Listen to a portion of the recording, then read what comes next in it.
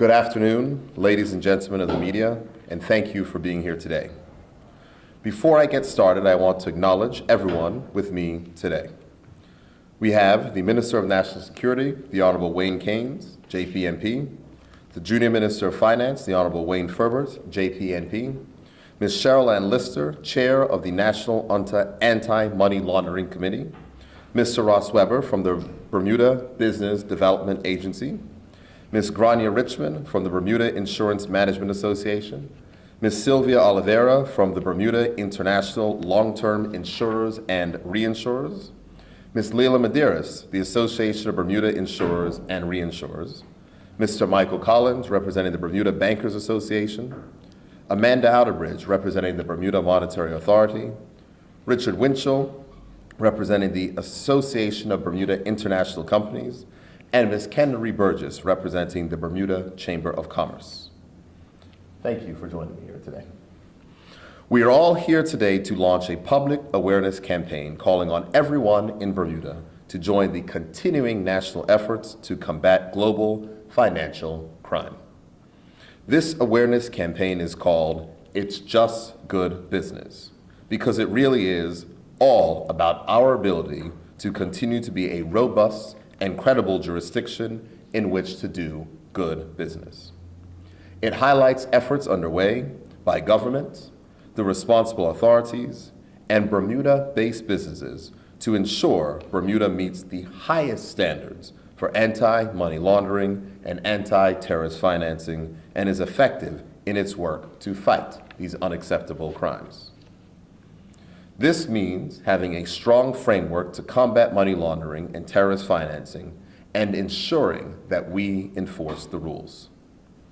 In addition to educating the public, the campaign is designed to emphasize the importance of business and individuals to complete and submit documents required by financial entities such as local banks in order to satisfy key international standards. We all dislike filling in forms, but it is essential that we do it. In this context, I'd like to thank all those working to ensure that we comply with the rules. Compliance officers don't get shown much appreciation, but we really do value you. The third aspect of the campaign is a call to action.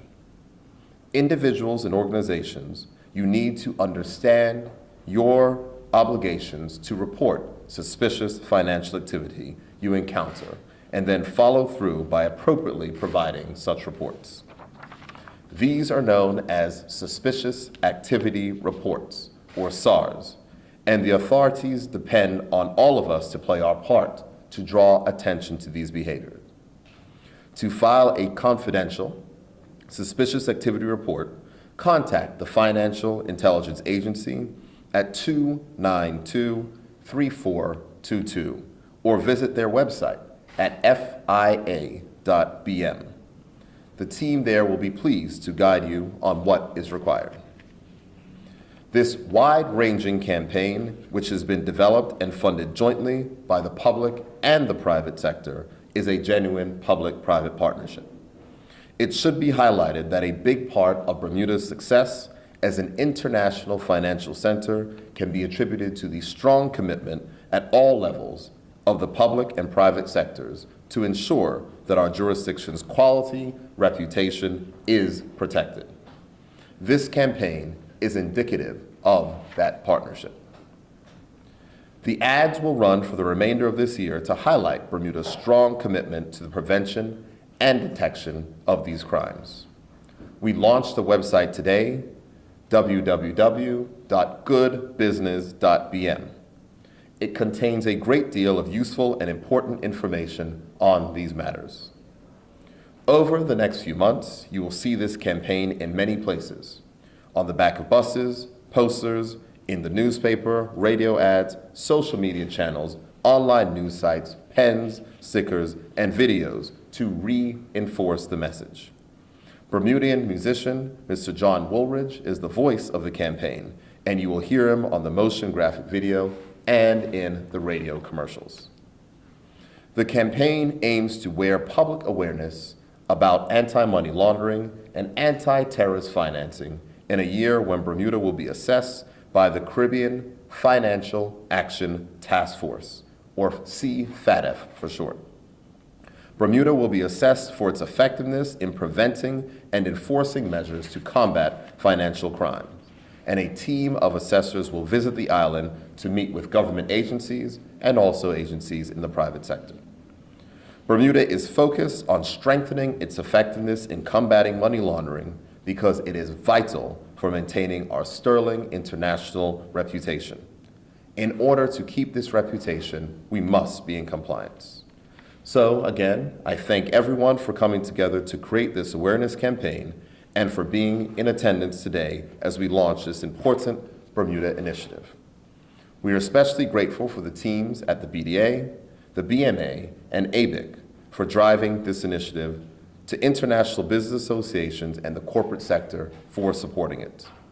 You are working to demonstrate that the way we do business in Bermuda is through transparency, compliance, and cooperation. As I've stated on many occasions, Bermuda is not a jurisdiction in which to hide money, and we are determined to play our part in this critical global fight. I therefore encourage you to also do what you can to ensure that Bermuda remains a good place to do business, because our futures depend on it. Thank you, and I'm pleased now to take any questions from the media. What signs should people look out for when it comes to tracking down and identifying money laundering? Well, what I would say is that the signs, if the most effective way for people to get educated, these will be part of the public relations campaign, which are going to be highlighted, and also on the website. There are numerous different signs that people can look forward to, but I want to encourage people to visit the website. The public relations campaign will be in front of you, front and center, and get educated on these particular items. What I can say is from the businesses that are specifically where there's a higher risk of money laundering, part of the making the information campaign targets them specifically. So I'm sure that there's been training that's been taking place within whether it's banks, whether it's jewelry stores, whether it's real estate dealers, and et cetera, places where there is a risk for money laundering.